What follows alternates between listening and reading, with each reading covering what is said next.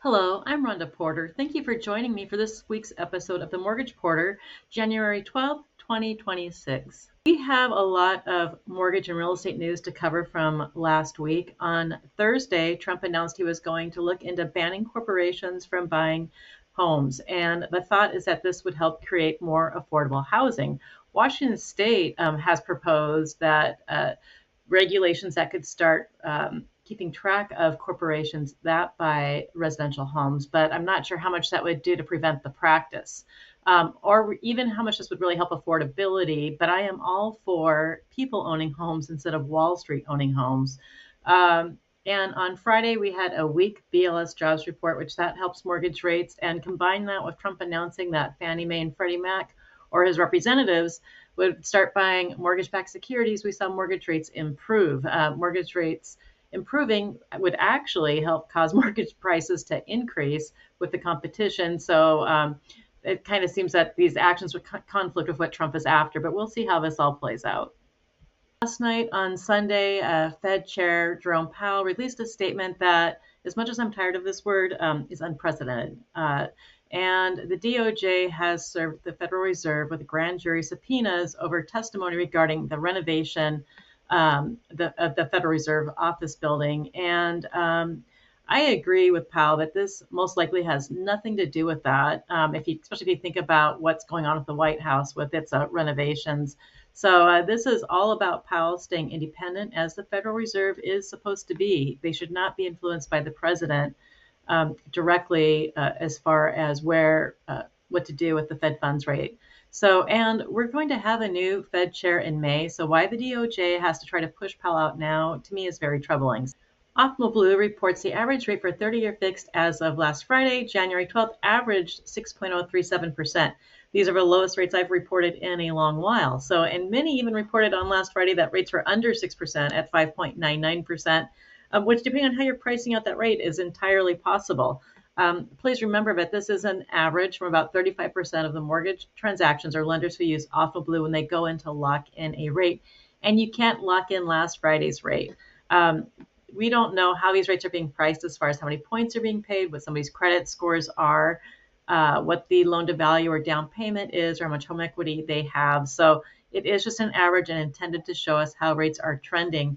And if you'd like to have a rate quote based on your personal financial scenario, please reach out to me. I'm happy to do that for you. This week, we have inflationary data on the calendar. Signs of inflation being stubborn or heating up will cause mortgage rates to rise. So inflation cooling helps mortgage rates to improve. So this is because rates are based off of bonds or mortgage-backed securities. And so we're going to be watching for the Consumer Price Index on Tuesday, or CPI report, and the Producer Price Index on Wednesday. The Fed meeting is in 2 weeks, and right now odds are unlikely of a Fed funds rate change. It's about 11:30 Seattle time as I write this post, and mortgage-backed securities are down about 8 basis points, pretty flat following the upward moves that we had on Thursday and Friday. I mean, just check out those two big green dashes or candlesticks at the end of this chart. Each dash or candlestick represents a day, and the dates are at the bottom of the chart. And so the bigger the dash, the more movement of rates in that day. So green is good for mortgage rates, and red is bad. It represents movement in the bond market or for mortgage-backed securities. With the move lower in mortgage rates, more people may be thinking about refinancing. And so some factors that you might want to consider beyond your current interest rate might be how long you plan on keeping your home. Do you have an adjustable rate mortgage or a temporary rate buy down where your rate may be changing? Do you have private mortgage insurance or FHA mortgage, which has mortgage insurance as well? And because this can also impact what your effective rate payment is. Also, of course, if you have a home equity line of credit or other debts that you would like to consolidate into one payment. And of course, if you'd like to make any home improvements, these all can be excellent reasons for considering refinancing. Mortgage rates move constantly throughout the day, and watching rates is part of what I do when I'm helping clients buy or refinance their home. And so as they are a moving target, it's good to be prepared to move quickly and be ready to lock when rates get near to where you'd like them to be. And so I'm happy to watch rates for you, as they are a moving target and they can move up quicker than they move down typically. So this is a really simple process. Just visit my blog at mortgageporter.com. Click on the refi rate watch button, and we'll get you set up to monitor rates for you, and so you can be ready to refi so you don't miss out on your lower rate opportunity. And a quick reminder, our next homebuyer workshop will be on Wednesday, January 21st from noon to 1. We're going to review different mortgage programs available for homebuyers and with a focus on first-time homebuyers and also strategies to help you create affordability.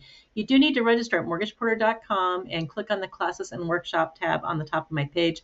This is in a webinar format, so you won't be on camera. You can enjoy your lunch during the workshop and ask me questions live. And I am also releasing previous workshops now too on my blog. So thank you for watching, liking, and sharing this video. I hope you have a great day. I truly appreciate your support. And if you know anyone, or if you are thinking about buying, refinancing, or even a reverse mortgage or remodel, please let me know. I'm happy to help you or answer any questions you may have. Have a great week. Bye-bye.